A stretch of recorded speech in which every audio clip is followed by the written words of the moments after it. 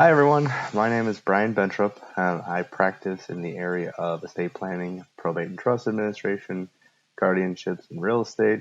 And here's how I'm lawyering in the time of coronavirus. I am working remotely. I have a home office set up. I took everything from my office, my monitor, internet connected phone, important boxes, a few plants I have, and some snacks. I didn't want to go to waste. I had to make 2 trips to my car with a loaded dolly full of bankers boxes, full of stuff. It looked like I had been fired. I got some very interested, curious, and concerned stares from some building occupants, so that was interesting. Um, the biggest challenges that I'm facing on a day-to-day basis, I would say, are just the disruption to the continuity and normalcy of a day-to-day life. You get into a routine, you know where you're going, you know what you're doing, and then everything's thrown into disarray now. On top of that, I have a 6-year-old who's being homeschooled now, and a 2-month-old baby. So my wife's been doing an incredible job of keeping everyone on track and doing all of their required activities. But everyone needs help, and I doubt anyone needs to be reminded. But a 2-month-old hungry or tired baby can be quite difficult to ignore. So striking a balance, finding the appropriate time to get work done, um, those are all real challenges. But like anything else, you work through it and you find a way.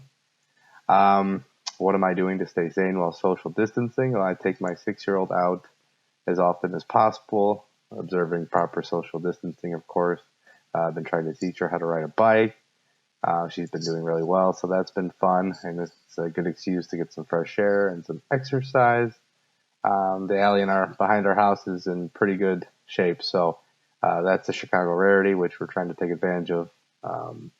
The sidewalks and the streets in Chicago, as I'm sure you well know, can be inundated with people, so maintaining proper social distancing can be quite difficult. So just try and be outside and away from people as much as possible. Been trying to check in with parents and other family members and friends, especially those over 60, make sure that they're doing okay, and observing all the proper precautions.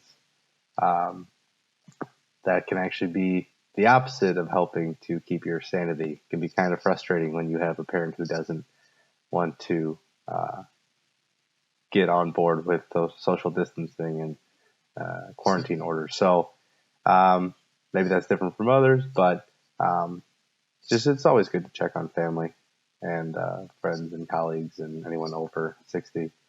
Now is a good time to learn and develop those new skills and hobbies that have been put on the back burner due to work, or other family or social obligations.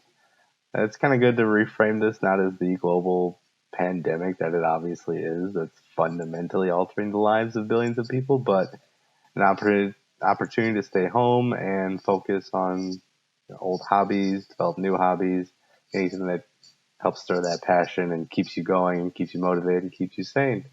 I know some people are also using it as an opportunity to see what kind of facial hair they can develop. I know that a lot of colleagues and friends have been doing this, and just it can be real hit or miss, but it's always important to keep in mind that if you have a Zoom call or other type of video interaction with people in which it's a professional environment, to shave and keep mindful of that, of those appearances. Useful tips or tricks. Treat every day like you're going to the office. Get on a routine. Wake up at the same time, shower, log onto your computer at the same set start time, use a dedicated workspace, and do your best to maintain focus and avoid the many, many, many things that can grab your attention and make you less productive. Please also make sure to use headphones if you are doing video calls or conferences to help protect client information and confidences.